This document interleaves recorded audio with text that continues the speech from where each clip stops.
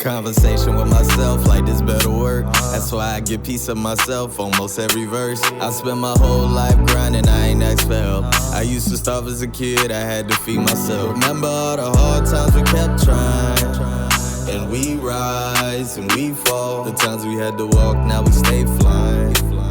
Now we grind till we ball.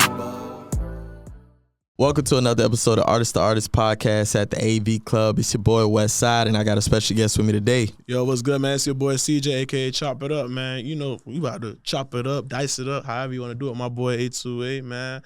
Now, let's get into it, man. It's about to be a movie. Let's go. That's why I took a break off interviews. Yeah, but it's crazy because, like, even people that's been in the business for a long time, just they're not comfortable, they're not used to it, or they shy away from it. And so it's like, damn, like, how do I get the best out of this interview, out of this person? Yeah. That's the challenge, right? Right. You might just meet this person, but you got to make it look like on camera, like as if y'all somewhat know each other in a sense. You get what I'm saying? Know that for sure. You get the most out of it, or get the most out of the person. But that's the challenge, to be able to get a person to break out of that shell and give you the more personal side of them. Right. So, like, how you do that? Like, when it comes to, like, doing your interviews, how you go about, like, starting it out? Same thing. Like, I get set questions and then kind of, like, see what they want to talk about more. You know what I'm saying? Like, there's a lot of things I could talk about, but some people maybe want to just talk about music. All right, cool. What's your creative process? Yeah. What's it like being in the studio with you? What does it take to get you booked, or what? You know what I'm saying? So you could branch off so many questions about music versus they probably don't want to talk about their childhood because it's probably traumatic. You feel me? So sometimes you kind of got to know, like, I guess, how would you bring up the question, or how would you know what I'm saying? Like, you be like, oh, how was it growing up? If they kind of like short and like firm about it, then they don't want to talk about it. You know what I'm saying? So how you would go about it was like, oh, maybe were you an athlete? Yeah. Still a part of your childhood, but we're not gonna talk about the traumatic experiences. So maybe football was like a good point for you. You feel me? Where you always at your auntie, like, you know what I'm saying? Certain things you bring up, and it brings the most out of that person, I feel like. Okay, so I got a question for you. So what is your toughest interview that I've ever done with anybody? Yeah, like where you got an interview, you probably looking forward to it, you excited. Yeah. The person come in, you shoot the interview, and you like, damn, like, it's not going how I expected. Because we all got an idea of what the interview going to look like. We know once we lock it in, like, man, it's going to be a great one, this, that, and the third. Then the person come, it may be something that they got going on prior to coming to the interview, or it's just they not accustomed to the setting, or they're not used to talking about certain things with someone, you know, they just met, right? Yeah. So, like, what's you ain't got to give out a name. No, but you could just say, like, what was the complicated part about the interview? I think for me, what made it kind of complicated was more so, like, kind of like you said, like, maybe they was going through something prior to coming here or whatever. Or I feel like sometimes, too, people would, like, blow me up for an interview, and it was that time they don't want to talk. They try to act too tough in front of cameras. Like, me and Mommy Got Jokes just recently did a video, and on the video, he was basically saying the reasons why he ain't like my interviews. But he was just saying, he said, you dope, you do good interviews, but the person you had on set, they don't have a personality. Sometimes people don't have a personality. And it's okay, because as interviewers, our job is to bring out that personality, or show the people who they listen to, or whoever, to kind of bring out that person that they see on the internet. But sometimes I feel like some people got to bring out that other side of them. You know what I'm saying? Like, excuse me, people understand who you are as a person. You know what I'm saying? Like, people probably look at my page all the time, like, he probably do so much things, whatever, but they don't know me. You know what I'm saying? Yeah. You want people to understand and show them why they should like you. You feel what I'm saying? Outside of what you already do as your craft. Maybe they'll like you more as a person. Like, there's a lot of people that we know that we see on TikTok or whatever, and we like, damn, as the person, we mess with them even if their content not that good. You feel what I'm saying? Yeah. So, like, for example, I mess with Trey Rags heavy. A lot of people, they don't like him because his humor is really dark. But I feel like he touches on certain topics that, like, no one's going to talk about. Nobody want to talk about, yeah. But let people tell it, he not funny. He not this.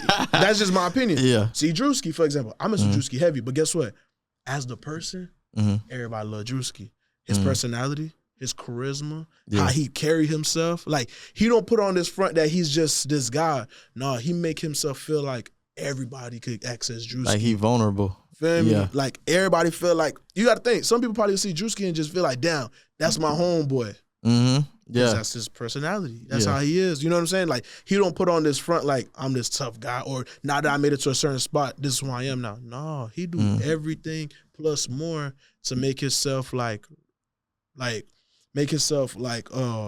necessarily reachable, but make himself like, what's the word I'm looking for? Like, make yourself feel like he's there with you type. You know what I'm saying? Accessible. Like, accessible, make him someone that you know. You know what I'm saying? So, that's what I think.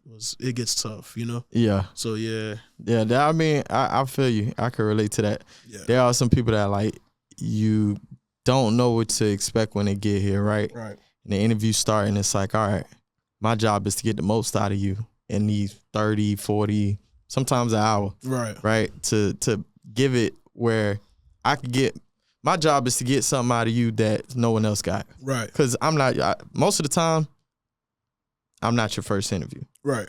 Right? You done did interviews before. You done told these stories before. Right. But somewhere in between, there's something that I could pull from or draw from, and this could be new information for everybody.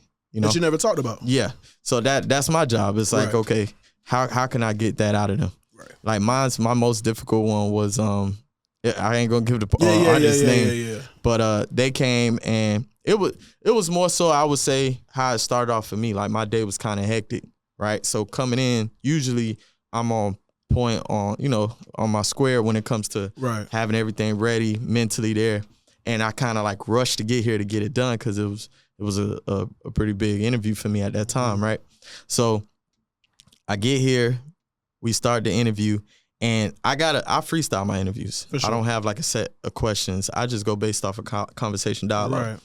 And I don't know if the person didn't know that, but it felt like I was almost battling in conversation, like as if someone was playing mind games on me in conversation. You're right. And so I'm just like, why does it feel like I'm fighting for the interview rather than just him wanting to do it? Yeah, but it just came off like, and it could have been maybe I was in my head at that time because how my day was coming into it. Right. But then luckily when I look back at the interview, it actually wasn't a bad interview. It was actually pretty good. Right. But it just, in that moment, it just felt like I was battling to get the most out of this person. For sure. So, that's a little challenging when it comes to that. Yeah. No, I definitely agree. Doing interviews definitely has its challenges, like, all around. So, like, especially, like, I know what people don't understand is sometimes, like, especially for someone like me, I don't got too many sponsors. I don't got, I don't have that luxury. You see? So a lot of times what it could be too, to kind of piggyback what you were talking about, maybe you paying a lot of things out of pocket. It's probably a lot, you know what I'm saying? So it'll been times where I think what makes it difficult for me would be like, you could pay for the studio, you could pay for this, pay for that. Yeah. And let's say, for example, like someone cancels on you. Oh, that's tough. Yeah. See what I'm saying? Yeah. And a lot of people don't think about that type of stuff. That's why I feel like if you set a time with someone, and no matter what you do, I've always had this like model that my mom always told me, my pops, you feel me? Mm-hmm.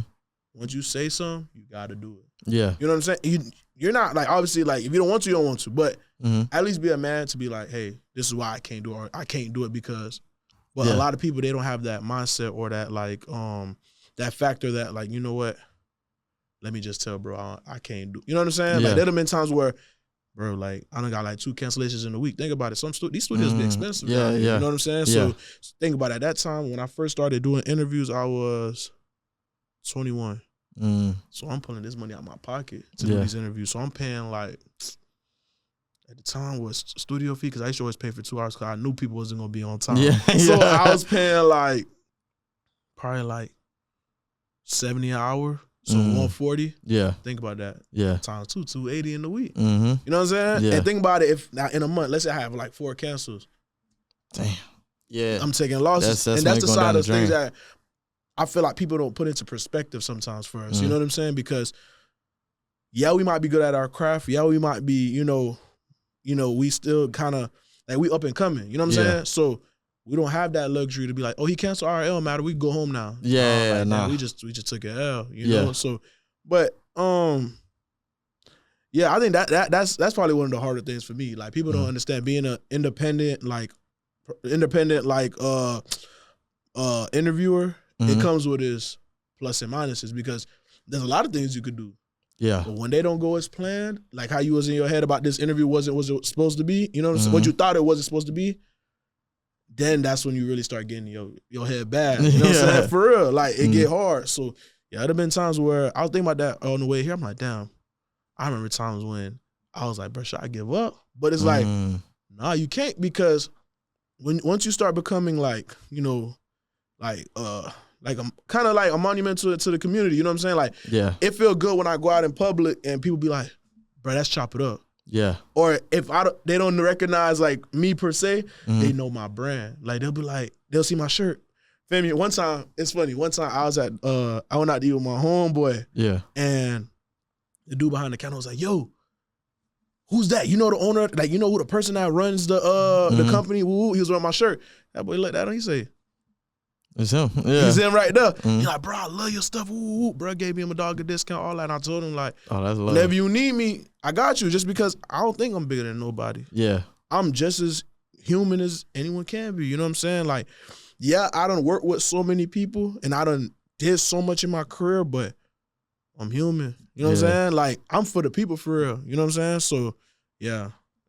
Nah, that's solid. Honestly, I feel like that's important, because I feel like when you keep that centered type of humbleness to you as you keep achieving and you keep growing, you know, the people that had the hardest time is the ones that lose sight, right? Right. And then nothing's lasts forever. Nobody stay on top forever, right? Sure. Everybody fall at some point. But there's some people that come back up. You get what I'm saying? You look at Chris Brown. He was on top. He fell and then got back up, right? But imagine if he would have burned all them bridges with all them people along the way just because he might have been feeling himself too much. Them people might not open them doors for you no more. You know what I'm saying? So just being humble. And I feel like me, when it comes to my platform, I try to be respectful. I try to be understanding at the same time, because I know that goes a long way, right? For sure. So because of this platform and how you orchestrate your business, people will talk about you when you're not there. For sure. Right?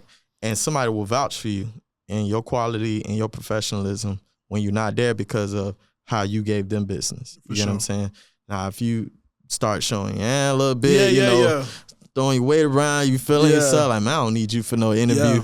Now this person might go off and be like, man, that man was acting all stuck up. He made me feel like as if he didn't want to do my interview, and then that might travel. And, you know, it's crazy. I ain't gonna lie. It's funny that you said that, because one time, it's crazy. Like, life is really a 360 for real. You know what I'm saying? So it done been times where I had an artist, I ain't gonna say his name, because people are like, if they find out who it is, they'll be like, bro, how'd you let that slip? Yeah. When I did my first interview was with Kodak. Okay. And that's when he was booming. You know what I'm saying? So that's when Madden dropped. That's when No Statements, all that. You know what I'm saying? So when I dropped that interview with Reese, my Instagram went crazy. Like shit that I ain't never seen before. Like, you know, I'm like, damn, this is what it feel like to go viral. You know what I'm saying? Like, mind you, I'm only 21. No manager, no nothing. So, bro, my DMs was flooded for months. Like, people, let me get an interview. Let me do this. Let me do that. I'll pay for an interview. Yeah. But because I'm trying to stay, like, of course, I missed out on a lot of people. So I missed out on a particular artist. Yeah. And it's crazy because down the line when I put two and two together, because the homie say, hey, pop out for his video shoot. You know what I'm saying? Whatever. But at the time, I didn't know I missed out on it, right? So he called me back. He said, hey, bro, you know the manager such and such? I said, no, I don't know him. Yeah. He said, well, he ain't messing with you because you missed out on his interview. He wanted to do the interview with you real bad, and you ain't never answered the DM. And I'm like, no, for real? Bro, I go back in the DM. He DM'd me 2 years ago.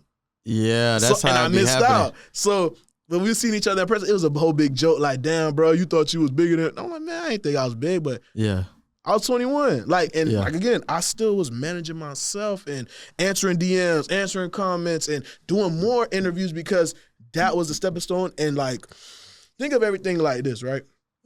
It's a bar to everything, right? Yeah. I was thinking to myself, how can I consistently stay at this level or higher with no team? Yeah. So how is I going to keep up with all these DMs? But yeah, he doing this thing right now. He one of the biggest artists in South Florida. Not South Florida, in Florida. Yeah. Like, yeah, it's kind of crazy. Like, when I look at him now, I'm like, damn, how did I miss out? Yeah. But I missed out. But I feel like it happens because even me, like I miss artists. Yeah, like it happens sometimes, and especially when you, like you said, you're a one-man band. You're doing everything yourself. You answering, DMs. You editing, or you know what I mean. You booking the sessions. You everything. You doing the whole 9 yards. What normally for any podcast that's on mainstream level got a whole team, a whole staff. Exactly. You doing it by yourself. Right, so you ain't gonna catch everyone. Sometimes you might see a person DM you, you don't know them, you're not really familiar, or some people they don't even put nothing on their page. Like it just might be a blank page. You're like, who is that? I don't know who this is. But it might be an actual person, and they just they ain't really showing. This like a burner account. You don't really know. So it happens. You know what I'm saying? But I try to make a habit of checking my message requests a little bit more now because there's been interviews that I did, and I look, and I'll be like, damn, this person hit me up like 6-7 months ago. Yeah. And I'm just not getting to them. But I'm not knowing because I'm doing it by myself. One man team. Yeah. That's what come with it, man. But yeah, to this day, since I be thinking about it, I'm like, damn. Yeah. That, like, the amount of interviews I had, and if I would have had him, man, like, I still, like, don't get it twisted, I still have a lot of great interviews, a lot of great work, whatever. But that one right there, yeah. I'm glad I got to do like work for him still, but like an interview before he blew up. Oh, that's priceless right there. And he signed to one of the biggest labels. Yeah. And they would have got that push. Yeah. And it's they'll remember my interview. That, and I think that's part of like the journey when it comes down to it. Like, of course you got like the big names you want to get. You like, man, I would love to do an interview with this person, that person. These people you inspired by growing up, you seeing them, reach their success at the highest heights, right? But then like what really take people to the next level is usually when they get that up and coming before they get there. And now that's the monumental interview. Like one I remember, and I wasn't familiar with them before, but like No Jumper, right? They had one of XXX first interviews, right? You get what I'm saying? And it's like, look where he went, before he passed. He was one of the biggest artists, especially out of Florida, but he reached the mainstream level. He was global, right? So people look back at his old interviews to this day, and they're going to see that No Jumper interview from way back when. So that's the beauty in these interviews when you get to doing with. Sometimes it's not a big artist. Sometimes he just up and coming. He got a sound, but he ain't really get to where he's trying to get to. He's using your platform to create content for himself, and you get to be a part of that journey. Nah, for sure. So that's big. But so tell me about like when it comes to like the communication side, because I know sometimes that's a challenge. Like for example, you said the being late thing, right? Yeah. I done had them too, dog. Yeah. I done been here 45 minutes into the time slot, and I'm like, where they at? Yeah. And I text, hey, when you coming? Oh, still at the crib. It's 45 minutes later. Like you could at least say you weren't coming. I mean, I could have left already by now. That's the least you could have did. Yeah, the least you could do, so I won't waste my time coming here and setting up, sitting here, and right. And then at the same time, it's professionalism, because you striving to be into a career in a profession where that's important. Exactly. Right. When they send you the bread or the bag or the front end, and you don't show up, that gets around. Exactly. Promoters talk. Yeah. Hey man, I booked him. He ain't even show up. Yeah. I gave him the front end. He just never came. Right. So now they looking for you, or they trying to get the money back or whatever. And I feel like whatever you do is practice, right? Sure. As you working to get to that next level, all this is practice. All these are reps. And when you get to that level, you're gonna be sharp, right? For sure. So, and I feel like that is important for not just artists, but anybody that's in a professional field. Communication is key. Yep. That goes a long way. For sure. So tell me, like, where does it start for you as far as like your journey with the interviews, right? Like, was it something that you saw yourself doing, like at a young age, or at what point did you see like yourself doing that? So it's funny, right? It's crazy because when I look back at it, it was always in front of me, the camera, you know what I'm saying? So my dad growing up, he always used to take pictures, take videos, and growing up, he had his own radio station. See, when I first started, I didn't remember any of that. But when I look back at it, it was always in my face. So when I first started, for some reason, like whenever I was out with my homie and I would look at how he did certain things, and I'm like, I would critique it by accident. Like, yo, you don't think you should do this? You don't think you should try this angle? You don't think you should come high? You know what I'm saying? Yeah. So it'll be little things like that, or whenever he record, you don't think you should come lower? You don't think you know what I'm saying? It'll be little stuff, and he like, damn, but why you don't do it then? And not on the sense of like he was trying me, but he was just like, do it. Like, you know what I'm saying? So then I said, you know what? I'm gonna do it. So I have a cousin, he's a rapper, you feel me? So he cool with everybody, you know what I'm saying? So when I first started, I hit him up about it. I said, yo, what you think? Like, if I started doing interviews and whatever, like, you know, Florida don't have enough of that. Yeah. He was like, I think that'll be raw. You already got the connections outside of like just him. Why not do it? Yeah. So I said, you know what? You're right. I'm gonna do it. So I was working at the time. It's funny. Like every time I talk about this story, it's hilarious. I was working at Zaxby's. Yeah, I was. I was working at Zaxby's. Yeah. Well, I was washing them dishes, and I was like, nah. Hell no. Like this will be one of these last days that I'm gonna do it. I started stacking up my checks, and shout out to my mama. We put a little something together, got me a camera. So when I got the camera, it was a stock Sony A6300. Yeah. Man, I got that camera, and yeah, a lot of people, but you can't tell by the quality, but I knew how to like finesse it a little piece. So them early interviews when I was just pulling up, I barely knew what I was doing, but I knew that camera was good. You know what I'm saying? So auto white balance probably crazy, ISO probably crazy. Yeah. But when I really started like really knowing this was for me was when big name people would be like, bro, I don't watch your interviews, or bro, I don't see your work, like you tough. Like, and I'm like, damn, me? Like, what makes you think I'm so much like, you know? But when you got people that like in your corner and they calling you and they telling you like you next up, or it's like they manifesting something for you that you don't even see in yourself, that's when you know you got something special. No, that's real. Sure. I was saying that in another interview, saying like, all right, you know, some people, they look at you and they want to be like you, right? Right. And in your eyes, you see a higher version of yourself. Right. So you don't even feel like you where you are because you see who you could be, and that's who you're striving to be. Exactly. But you don't necessarily know where you are until other people are letting you know and giving you the nudge, like, hey, man, we see you. Like, I don't know if you realize the work you putting in or what you done so far, but who you are, but you really him. Yeah. You know, and it's interesting, like, as you keep going, you know, we don't realize, like, it, even with going out there with the camera, you ain't know. You were just trying things out. Right. And that's how it goes, honestly. Right. Nobody starts anything perfect. Right. But it's the time and the work that you consistently going at it is what makes you better and better. And then to the point where someone see your work and they're like, man, and they might think you just started like this, like, man, how did he get to this level? Yeah. They don't see the hours you put in. They don't. Right? Even in interviews, they don't see how long you was editing it. No. Right? They don't see how long you had to set up the equipment and wait for the artist to come in and do the interview, and then, you know what I'm saying, the whole networking and talking to them afterwards and making sure that they happy with the product and that it comes out, and doing the marketing, which is the second half of the job. Right. It ain't even just, we did an interview aside, like, that's it. No, you got to work this like it's a song. Yep. You got to make your clips and content and post it on multiple platforms and put it in your story, and you know what I'm saying? And it's a hustle and a grind, and, you know, it's just like anything that you do in life, whether it's you an artist, podcasting, an influencer, a streamer, anything you're doing, it's gonna be bumps in the road and hurdles and things like that. So, like, what would you say was the biggest hurdles that you faced in your journey of starting doing interviews? The biggest hurdles for me was probably like how much I used to work by myself without a team. I think that was my biggest thing, because granted, I started young. Yeah. But like, I wish the people that were like around me trying to, like, I guess, let me rephrase that.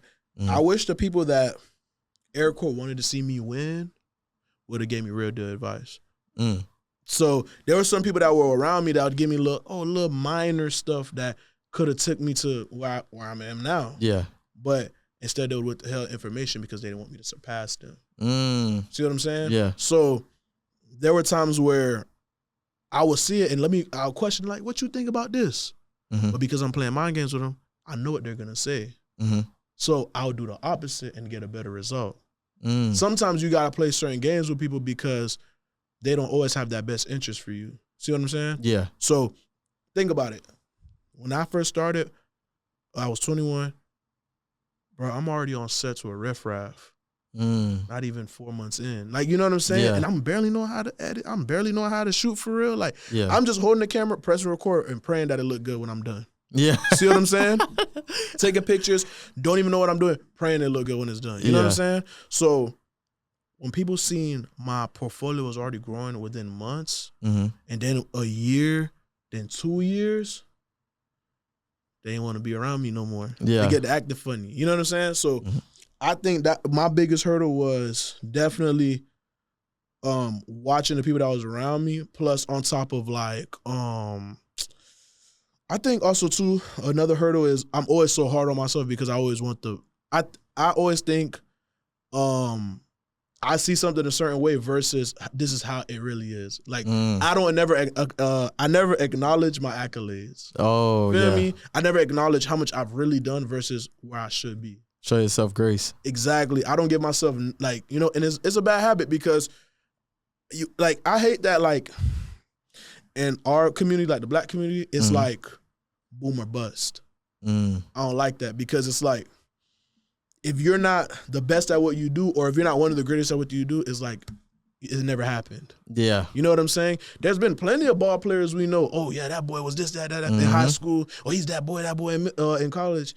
But because them two levels, when he gets to the league, if he don't keep up with that same he was that boy then, man, that nigga was ass. I always seen the flaws in him. I always like, damn, bro, you just was saying that. You know what I'm saying? So down talking. See what I'm saying? Yeah. So sometimes you got to see stuff as like, you know what? How can I maintain a certain level or surpass the level that I'm already at? See what I'm saying? Yeah. So, but that's one of my biggest hurdles that I'm definitely very hard on myself. But when I sit there, like I had just dropped a thing on my Instagram, I called it Portfolio Volume 1, and I'm looking at these pictures. I'm like, damn, I forgot I did that. Yeah. I'm swiping through. I forgot I took pictures for Quavo. Took pictures for Kodak. Skrilla. 2 Chainz. Yeah. Damn, that's so much, but it was so like in the time I was so hustle minded, I forgot these things was going on. So when I look back at it, I'm like, damn. At 23, I got to do all that. How many people you know that is in our field that can say they done had not too many. Pictures, videos, and interviews? Yeah. If I put a whole portfolio together, people would be surprised. And that's not to mention the amount of emails that I got where either I missed somebody or we were supposed to work and it didn't fall through. And that happens too. Yeah. A lot of people don't know. Like, there's a lot of close calls. I done had a couple where I'm like, boy, this might change everything. Yeah. You might tell 1 or 2 people, but I'd be like, damn, I shouldn't have told nobody. I should have cut that to myself, dog. My dog, it's funny. Me and my homie, it's funny. Every time I be like, bro, this might happen, but I ain't gonna tell you who it is. He be like, all right, bet. Don't tell me, because when I see it, then I'm gonna be, you feel me? But that's the people you want in your corner. Yeah, facts. Yeah. They don't want to know. They just want to see it. And when they see it, you know what I'm saying? And then when let's say it don't fall through, be like, nigga, guess what? Guess who it was gonna be? And you show me, be like, damn, ain't no way we could make it happen still. You know what I'm saying? They try to plot with you, like, I'm telling you, that's why it's important who's in your corner, bro. Like, that's what now that I'm 25, 4 years in, now that I'm like really like knee deep, I'm like, damn, like I see it, a lot of things clearly. I'm so business minded now, like it's bad. That's why you gotta always hold, like I said, you always gotta hold your value to a certain worth. Yeah, because no one else is gonna keep you at that worth. It's always going to be what have you done lately versus this is what he's done. It's like sports. Yeah. Von Miller, he's still getting paid for all the things he's done, not for what he's done lately. Yeah. See what I'm saying? Yeah. So, they go off for the potential, but the craziest part is like when you say that, the reason why I'm learning that that's more important to do is because I realize it makes the journey better. They do. Like when you so forward thinking and thinking about the finish line, we tend to forget and trick ourselves that we don't realize that finish line keep moving. It do. It don't stay at that spot. It do. When you started running, the finish line wasn't where it's at now. Yeah. It was way closer. And you was like, all right, I just got to get here. This is what I'm trying to get to. And you kept running. You ran past it, but it kept going. It kept moving. It kept moving.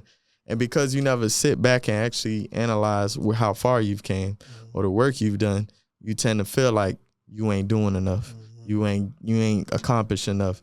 And it helps, but it hurts. Right. Because it helps because that's the battery in your back that sometimes will have you going even harder at your craft and pushing even harder to achieve these things. You be so locked in, you interview after interview after interview, you editing back to back to back, posting them, and the work is piling up, but you're not even sitting back and going through the work and like, oh, this was great. Like, this was great work right here. And you miss clips too. You miss clips. I can only imagine how many clips I got, just that I didn't get to touch. It's funny. I still got a video right now on TikTok that's still like getting slight numbers, and it's with Major 9. It's crazy. It went from getting no views. Yeah. No views on TikTok. And I'm like, damn, like, I thought he said some real stuff. Yeah. Bro, up until like a couple months ago, bro, it been catching flames. I think it's, if I'm not mistaken, it's like 20-some thousand right now on TikTok. And that's just off of like no promo. Yeah. You know what I'm saying? And I look at it. You know what's crazy? People always ask me my marketing strategies, and bro, I don't even pay for promo like that. Oh, yeah, I don't either. Like, which is not, I'm not against it at all. You should. Me personally, you should. I have before, but like, I don't do it enough to be like, I pay for promo or pay for like Instagram, but I think you should. I've heard a lot of great reviews that you should, but I'm such a realist. I don't really care about social media for real. Like, I just want to drop good stuff and people to remember like, damn, he was good at what he did. Yeah, that's how I feel. Like, honestly, you put up those shots and with the shots, you want to see the people that show the respect to say, man, this was great, right? Like, yeah, you could pay for promo and get your and all businesses do it, right? When you see Drink Champs pop up when you scroll, it was paid ads, you know? Yeah. It's not that they just dropped in and it popped up unless you following them. But sometimes you could not be following a podcast and it pops up. And it's a good podcast. Yeah. Paid ads, you know? But you know, I feel personally, right now I'm more focused on the craft and just getting it perfected and just more so getting my brand out there as much as I can before I start to say, okay, let me start paying for ads, right? Because the numbers feel a little bit better when you look at it and you know, like, this was just work. This wasn't me paying ads, right? Yeah. Because when you pay for the ads, you can't tell the difference. You make a post, it does what it does, and I mean, you just know you pay for ads, you know? Yeah, now you're expecting something. You're expecting something rather than posting and it organically do what it's going to do, right? So, you know, that's the beauty in the art in itself. So, like, what was that moment for you that was that breaking point? Like, not the breaking point, but that moment where you felt like everything changed for you? I had a few. I think because... that's a good question. I feel like some of my breaking points were like, and it's just a few videos, like the interview with Reese, interview with Major 9. I think that was another breaking point because it opened a whole new door and it was like a new chapter in my life because at the time I wasn't doing interviews as much, and for him to be like, I'm down to do it, that was big because I was like, damn, he don't even know how much this meant. You know what I'm saying? Yeah. And I think that was another one. Another breaking point. When I did that Motivational Monday with Rick Ross, that was a huge turning point. I ain't gonna lie, because bro, my page was on fire, bro. Like, everybody was like, people were calling me to talk about it. Like, damn, like, bro, how was he like? That was big. I ain't gonna lie. That one, raff, that was huge because everybody just remember him from his from like our childhood, like 600 my Jordans. But when I told people like how he was as a person, like that's when people was like, damn, like, yeah, he that. You know what I'm saying? And then also another turning point. Oh, recently when I did Rolling Loud, that was another big one. It's a good amount of them. I'm not gonna lie, it's a good amount of stuff that it was turning points because, like I said, the price just keep going up. You know what I'm saying? My value just keep going up now. So like a couple of videos went viral recently, which is I'm blessed about. Once again, no promo. Yeah. So it feel better. So I think those were definitely one of them ones. Like, I think those four right there, Reese, because that was the beginning. Raff, because that was a whole that was the chapter of like, now I'm gonna take videos and pictures serious, because even they were putting my pictures like as they were gonna put one of my pictures as the album cover or like the photo cover, but it didn't. Ultimately, it actually never dropped. So like that's just actually kind of crazy. But that 9, because that's when I was in a dark place where I took a break off doing interviews, and when we did it, it went crazy. And Rolling Loud with Kodak. Yeah, that was like those moments, right? Those 4 moments right there. I think those are like some key turning points. Okay, so a couple of those I want to touch. Rick Ross. Yeah. So a couple of those I want to touch base on. So like you said, you was in a dark point. Yeah. When you got the 9 interview, like what was it that caused for you to go into that state where you weren't doing interviews as much? All right, so like, I think it was more so just because like I was in my head a lot, because you'll watch your peers and they not putting as good content as you feel like, but they kind of like not necessarily higher than you, but the opportunities that they're getting is like, damn, we all have that feeling. Yeah, like damn, why I ain't get that opportunity? You know what I'm saying? Yeah, I think that was a big thing. Plus, and again, it goes back to what I said earlier. I think I was already young, and I was just like, damn, by now I'm in U2 year 3. I should be right here. Yeah, but because again, I'm so hard on myself, I was beating myself up about it a lot. So there were times where I would go in like, some like, deep depressions, and I'm overthinking, and I'm over, and I just think I was just in a place where like I was trying to figure out what I want to do next, because I always have dreams to be like a director for real. Like I love interviews, don't get it twisted. That's like my second, but being a director is like my number 1. Like I really do love shooting and taking pictures. Like that's my thing. Yeah. But I love interviews too. Like I could sit here and do interviews all the time, yeah, but bro, it's something about directing that I just want to do. Like a project that I could do from start to finish and say, damn, this is what I did. See what I'm saying? Because I have big goals for real, you know what I'm saying? So I think now that like I went through that little slump where mentally where I was like, damn, I'm not where I'm supposed to be. And then when we did that interview, it sparked a whole new flame, because everybody was tuned in like, yo, is this Chop welcome back party? Like what's going on? Because everybody was asking me, yo, where you at? Are you doing interviews? I was declining interviews. Like because also too, like I did an interview with somebody and it did not go as planned. I just ain't like it, because the manager, he was doing too much. And like I felt like for the type of artist that he was, no offense, they were trying to push something that wasn't there. I'm gonna just be honest, because even how we started out having a great conversation, everything was going good, and then the manager kept trying to put his input in. He talking over the mics, he talking over all the, like, you know what I'm saying? I'm like, damn, bro, like, who interviewing me or you? You know? Yeah. So I just wasn't feeling it, you know what I'm saying? So it put me in a place of like, damn, I'm already not even having that much fun because I'm doing all this by myself. So yeah, it was just deep. Like I was like, yeah. So then when I did that interview, I started doing a few more after that, and then I just took like a year break of doing interviews. A lot of people don't know that, but yeah, I took like a year break just because like I just wasn't there no more. Like I've been going hard for 3 years straight, bro. Yeah. Like I think I got up until that point, I already had probably like 60 interviews. Dang. Outside of what I already do on Instagram, like, you know, Instagram videos and photo shoots. So, bro, I was burnt, bro. I already had like, at that time, I probably already had like almost 300 projects already outside. I was just doing so much. So think about it, 23. Yeah. Feel me? Yeah. Like, I'm already doing grown man stuff. Like, damn. So I was just tired. Like, I was like, I need a break, bro. It's the burnout. That's the difficult part, man. That's the difficult part for real. And honestly, learning how to balance is the biggest thing. So reflecting. Yeah. Sitting back and looking at the work you've done and actually appreciating it. Because that's going to fuel you even more to keep going, because you're like, damn, I remember when I inspired to do this. Right. And I did it in the time or even quicker than I assumed that I would achieve it. Right. Right. So that right there lets you know, like, you're doing good.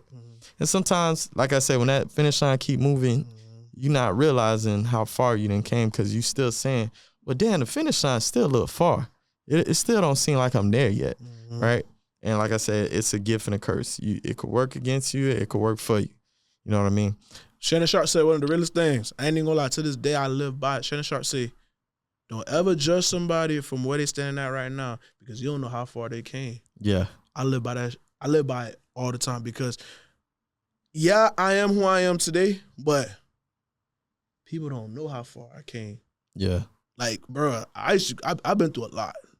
Nah, that's real. Like, people done turn, like, think about it, family done turned their back. Certain people, you know what I'm saying? So it'd be like, damn, when you really think about how far you came as the person, nothing could defeat that. I think that's my biggest why, because I love when I get DMs and people be like, bro, I remember when you used to, bro, people always bring up when I used to work at Zaxby's, because I ain't gonna lie, I used to give people free shit all the time, like out the back door, like, I knew you, pull up. Yeah, pull up, I got at work? Yeah.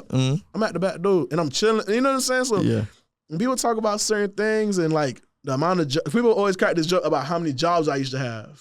Bruh, every like 3 months I had a new job. Yeah. And it's like, I couldn't keep a job to save my life. I'm just be honest with you. Like, that's always been my thing. Like, my mom cracks the jokes, my dad cracks, everybody has this joke, friends. I can't have a job to save my life. So it's like, up until this is the longest thing I've ever done in my life. Like, so it's like inevitable. You had to work for yourself. Yeah. It was meant to be, because for this, I'm on time. I always come early. I try to, I do little things where when I was at work, I never did. I always showed up late. And if you would have told me I could leave early, I was gone. I didn't care about that extra 30 hour. I'm gone. Yeah, I'm out. My time valuable. But with this, I'm always the first one to come and the last one to leave. Yeah. That's when I knew this was determined for me. Yeah, when you're willing to do it, one, when nobody watching. Yeah. And then two, when you're not second guessing whether you feel like doing it. Yeah. But it's like a natural instinct. You get up and you go.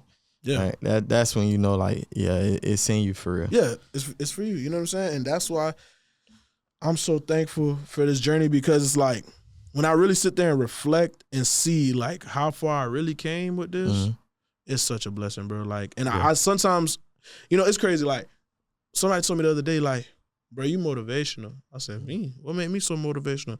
It's like, people were like, damn, it just feel honored to say, I watched your journey from where you started to now, because there's a lot of people that don't fell off. There's a lot of people that passed, you know what I'm saying? Yeah. There's a lot of people that, it's just so much. And for me to still be doing what I'm doing and still being able to still drop gems and do what I do, I love it, bro. It's like, it's a blessing, you know what I'm saying? Yeah. Like, it's a real blessing, because what happened if I never had that thought at work? Not facts. If you just, because some people are complacent. Some people will be like, I'll take it. I'll take what I'm getting right now and just settle for this, Yeah, and I'm not that. So I was like, I gotta go. So this wasn't for me. And it's funny because my old manager, I seen him not too long ago. I seen him maybe like 6 months ago. And he just like, bro, people still talk about you to this day at work. Because people still there. Yeah. People, they still talk about you. Like, he's like, it's so motivational to see it, because at the time, I just quit. You know what I'm saying? Yeah. Let him tell it, he fired me. And we have that joke all the time. I said, nah, I'll quit before you think about firing me. You feel me? So we cracked, like I said, we cracked that joke. So when he seen me, he said, bro, it's so motivational, because you worked for me. Yeah. Now you work for yourself and you doing good at what you do. Like, he said he done looked at some of my interviews. He's like, bro, I love it. Why just a white dude? Yeah. And he inspired. Yeah. And he's like, bro, like, he's just like, it's so motivational. Like, now he want me to do stuff for him. As far as like videos, pictures, you know what I'm saying? So stuff like that motivational, bro. And he sees like the grind that I put in, and he always, like he always said, you were never a bad worker, a bad person. It wasn't for you. Yeah. You know what I'm saying? Some people work for him for years, 10 plus years. It wasn't gonna be me. Yeah. So you got a good 3 months out of me. Yeah. Actually, he got 6 months. He got 6 months. That's real. Yeah, he got 6 months of me. Yeah. All right. So tell me about the Rolling Loud opportunity. How that came about. So, shout out my cousin Day. Shout out to him. So she hit me up and was like, "Hey, you possibly could do BTS for the dancers that are performing for Kodak." So I was like, "Oh, I bet." So I pulled up, and I pulled up to the road of the rehearsals, and I just kept taking BTS and taking pictures and whatnot. So, I'm familiar with a few of the like artists on his label, and I'm familiar with some of the, So when it was time to actually shoot, they already kind of was like, we know him. You know what I'm saying? Yeah. So when she kind of opened that door for me to kind of get through and, shoot, I just, everything else. Shoot. Yeah, so I just did the rest. The rest is history, and that video went viral too. That's big, man. Yeah, I think, it got like if I'm not mistaken, like 200 or 300K on Instagram. Ooh. Yeah. That's a beautiful thing, man. Yeah. That's beautiful when the opportunities come like that. And it's like, that's part of it too, being able to rise to the occasion. Yeah, got to. Yeah, because, you know, there's a lot of different ways it could have went. Yeah. You know what I'm saying? But the fact that it worked out how it did and how it went down, sometimes you just got to say, hey, man, God came through on that one. Exactly. You know what I'm saying? Exactly. He looked out on that one. Yeah, so it's a blessing, man. So I'm so thankful for it. You know, and I know it's a lot of projects that's on the way. Like, I ain't gonna lie, this summer was kind of slow, but I had a couple of big projects, so it's so much stuff that's on the way. Yeah. It's about to be crazy. I'm excited. Anything you can mention? So recently I just did shout out that boy Ryan Matt. I shot for him, and then Geno Smith and Trey Diggs was there. So I got some BCS for that too. So that went crazy. Yeah, everything else I can't really say. Now I'm thinking about it. But yeah, I have a lot of things that's lined up, and when it falls through, y'all gonna see it. I think right now it's crazy because I think right now I'm hitting a new threshold because, like I said, I'm so business minded and so much things has changed to where, my mind's so different now, and like how I even post now, totally different. So everything has been hitting like how it's supposed to, you know. So that's a blessing. So what would you say is more your passion, the interviews or the photography side? Cause they, you know, it's a similar love, but it's different. I think I love them. I can't say the same. I think I like taking the pictures and videos more. I think I do because, like I said, I want to be a director, and I love when I shoot something and people think it's clean the way it is, versus when I edit it and they're like, bruh. Yeah, that's the best feeling. That's the best feeling. You know what I'm saying? Versus interviews, I'm just talking, and sometimes I don't like talking for real. You know what I'm saying? Like, I'm actually excited to do this interview. That's the only reason I'm talking like as much as I am. You feel me? I appreciate it. So that's why I'm like, you know, but most times I don't be wanting to talk. I hate hearing myself talk. Like, I'm one of those. So like, I think over time I was just like, oh well, another episode, another versus pictures and videos. What time? Where? I'm on go. You know what I'm saying? So yeah, I think photos and videos like my main thing. All right, so if photos and videos your main thing, what is your routine when you go into a shoot? Do you check for your equipment the day before, the night before, the day of? I'll be alive. I told you that. All right, for all my clients, my bad. So this is what happens. I ain't even gonna lie, for the most part, I'm probably on the game. I'm not even gonna lie, I'm probably on the game. So them boys will be like, damn, bro, like, you know, I'll be like, yeah, I gotta shoot. Oh, what time you'll shoot? Oh, that shit probably I think I'll be like, 5, 6, 4:30. Then I'm gonna start checking my stuff. Yeah. You know what I'm saying? So I'll start checking my stuff and make sure, like, all right, I got this, I got that. So depending on the shoot, I make sure a couple of key things there, like C-stands, reflectors, so like certain things just to make sure it's there. But obviously I've done forgot. There's been times I have forgot. Yeah. So that's why sometimes I try to not, you know, play the game so much or edit, but like right before I gotta leave. So but other than that, that's my process, and I just set up, and depending on what we're doing, we'll shoot. Yeah, no, I would say that's a thing too. Like time management when it comes to like preparing for a shoot. Because sometimes you'll get a habit of, I got it, you know, I know where everything at. I'm gonna just throw it in the bag and be ready to hit the door. And then as you hit in the door, now your brain start going through a checklist of things like, did you grab that adapter cord so you can connect the screen to the camera, this and the third? Like, damn, I don't see it. Damn, now you spend extra time because you're like, damn, I thought it was right here. But, you know, instead of checking it the night before and having everything packed away, so as soon as it's time, I grab the bag and just walk out the door. It's like, damn, I'm scrambling. And I done left the house and had to turn around and go back to the crib because I done forgot the smallest piece of equipment, but it's valuable. It's major, Yeah, it's major for what I'm trying to do. Yeah. So, like, what's any go-to equipment that you have to have outside the camera? What's your go-to? That's number one. Yeah. Ain't no photo shoot without that. You can't do without that. That, my trigger for my flash, that flash itself, couple extra lights, and like stands for them. Stands come in handy. Yeah, like most definitely. C-stands, regular tripods, stuff like that. Like those are like things I can't forget. Like you know, so those are like my go-to. Like I gotta make sure it's there because you could have a stand, but what if you want a particular angle? Facts. Yeah. You know what I'm saying? So that C-stand, you could put it over their head. You could, you could do certain things that if you have a regular tripod or regular whatever, you can't do. And what's so crazy about Sony that I love, you could remote shoot. You could take a picture on your iPad or take a picture, you know what I'm saying? Yeah. And it's a certain angle that you can't do with your hands. You know what I'm saying? So, yeah. But you can get it up there and boom, that's it. Yep, that's a shot. Okay, so what was the next question? What's your favorite time of shoot? Or before you answer that, indoor or outdoor? And then if it's outdoor, what's your favorite time to shoot? It gets tricky because I love everything I do, to be honest. Like any and everything, I love it. But I think I feel like if it's indoor, creative sets, like creative things that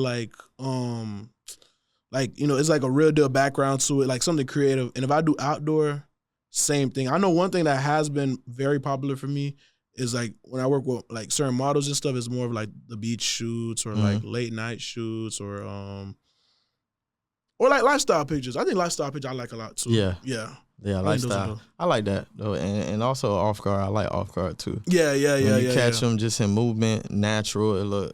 Sometimes it look like, damn, did you orchestrate that on purpose? I'm telling you, yeah. It's like, nah, they were just moving and talking. And I was just taking pictures, and that's what I got out of it. Right. Yeah. I also like landscape, like getting scenery. Right. Getting out there, especially if you can catch the clouds and the moon or the skies a certain way and get like, scenery, trees, stuff like that.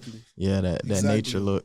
Yeah, it's a big thing. I get into the photography thing too. That was actually the first thing that I got into because my dad used to always have a camera in his house. Right. Like I would always see the old ones you flip up and they got the little big thing. And then even before that, the little one with the little what's that? Kodaks, the old ones? Yeah. So even those, and I would see him do that. And, we all want to be like who he was raised by. So, seeing him do that, I started picking it up. You get inspired. Yeah, you get inspired. You start taking pictures. And then it wasn't until later on in life when I was in like high school, start getting in TV production and stuff. And, it's an assignment, but you're doing it and you like, it's pretty good. Like, you start to realize. You know what's crazy? A lot of people, bro, I dropped out of TV production in high school. I literally was in the class for like a week or two, and I don't know what it was. Like, the teacher was cool.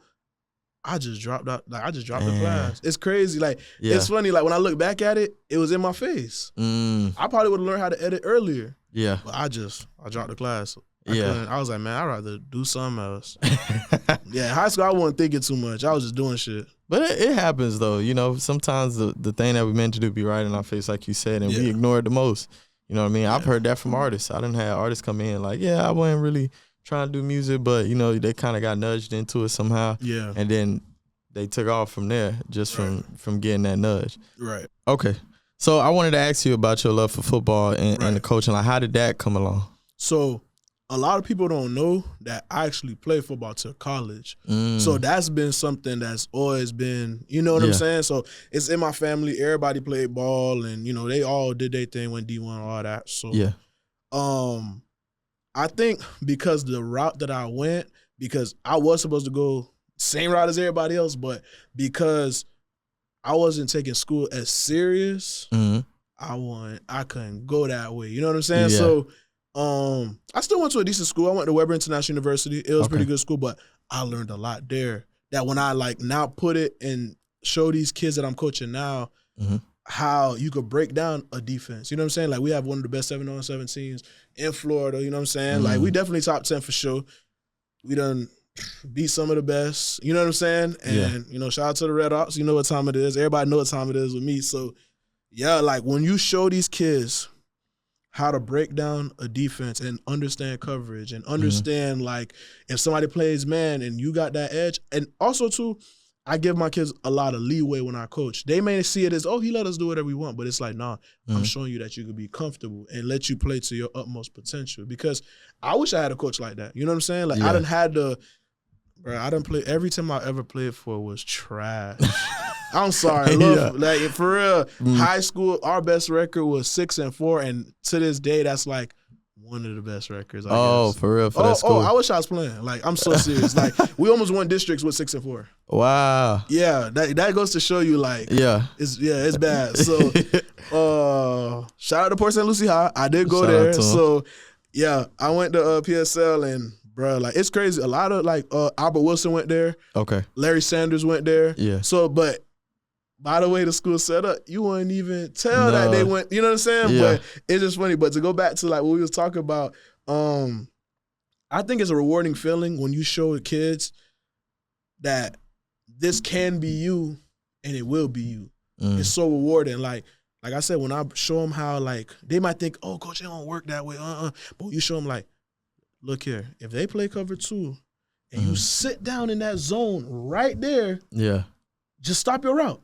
You have, like, I'll be telling them, I have that trust with you. If you just stop right there, I promise you you're going to be open. And when they see that everything you're teaching them is working, it's so rewarding. Yeah, their eyes get wide. Yeah, because it's like, oh, wow, like, he right. You know what I'm saying? So, yeah, to answer that, I think that's where the love came in. I think coaching is so rewarding. Like, I love every last one of my kids. Even if I don't, like, even if we bump heads a little bit, they know it's coming from a place of love, not hate. It's never that. They know that. They, to this day, even if we bump heads, they'll call me the same day. Coach, can we talk? Can we? You feel me? So, yeah, I actually coach. A lot of people don't know that, but yeah, we've been doing our thing for sure. Nah, that's big, honestly. I got to dabble in some coaching. When I was in high school, I had to do community service hours. Right. So instead of, like, going and do it anywhere, I went to the PAL. Right. So I went to the PAL gym, and they had, like, the basketball leagues. And I knew one of the coaches, the head coaches, was my homeboy, like, dad. Right. So I was, like, under him as an assistant coach. Right. And so showing them things and teaching them. And I think my favorite part was to find that one that had potential but didn't necessarily know what he was doing. And then you give them the tools to show them, like, hey, start here. And then gradually throughout the season, you start to see that kid flourish. And it's like he went from sitting at the end of the bench not getting no minutes to now he's starting. Yeah. You know, that's like, and then, you know, the teamwork. Right. We went undefeated, right? And we lost in the finals. Oh, wow. And the only reason we lost was because one kid, and it was like he was there, but I guess he had, like, other things he had to do. Yeah. So some practice he would miss. But out of nowhere, he just stopped thinking about the team, and he was just playing for self. And it showed, you know, especially in those last minutes in the game, that's when it counted the most. Yeah, of course. And when a person is not thinking of the team and what's betterment for the team and not what's might look good for them, you know, the team gets sacrificed to that. Yeah, definitely. So, but, you know, it was a great experience, you know, watching kids, like, eyes get wide just from, you know, you teaching them. Man, I was picking their ass up for the crib and taking them to practice, dog. Like, bruh, listen, I drive a luxury car. I ain't gonna say exactly what I drive. Yeah. Bro, they done stretched my leather seats. Like, you one day, like, oh, coach, can you pick up such and such? Or can he ride with us? Or it's like, damn. It go from you take your 2 regular kids, and they know who they are. My 2 regulars, then there's a 3rd, then there's a 4th, then there's a 5th. Mind you, my car is a 5-seater. Yeah. Then it goes to 7 people in my car. Yeah, and then it's always, he don't stay too far from me. You could just drop him off and yeah. And I think, but it's crazy because I think that's what made our bond so much too, because and I think another reason why they ain't slick is because I always buy, like, you know, before we hit the road, I always buy food. Yeah. So they be trying to hop in, and they know I pay for them because I don't want y'all to spend y'all money. So they be trying to get their little quick 1-2s with me, or they know during the field or like after the tournament, I'm still buying them stuff, and I'm like, I look at my balance, I'm like, damn, how much I spent on this? Niggas, they done got me again, dog. But like I said, it feel good when they come back and they tell you that they appreciate it. You know what I'm saying? Like, or they come back and ask you for certain advice that you know they wouldn't ask their parents. Yeah. And I think that's the part of coaching that nobody ever sees, because they see what I do on the internet, and it feel good when they ask me, like, coach, like, how you balance? Like, you coach us and you have a whole different life. Like, let them tell I'm the latest person on earth. Like, let them tell it. But they see that, like, I'm still going to show up on time. I'm still going to pick up who I need to pick up and still do what I do on the outside. Yeah. So, yeah, I love every one of them kids. Shout out to our boy Terrell Harmon, feel me? Pop Richardson, all my boys, Lil Pop, they know who they is. I ain't even got to say too much name, but they know who they is.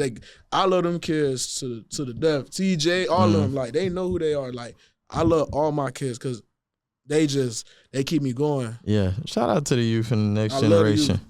So Travion Thompson, you feel me? EJ, all y'all boys, because they got gonna be, Coach, you flawed in the bit. You ain't say my name, so they know who they is. I'm gonna tag y'all boys, but yeah. All right, so tell me about the modeling, right? With the pictures and taking pictures with the model. Like how's that been for you? How did you get into that? I love doing it. I think how I got started was I'll do little photo shoots with certain women, and it came out good. You know what I'm saying? So.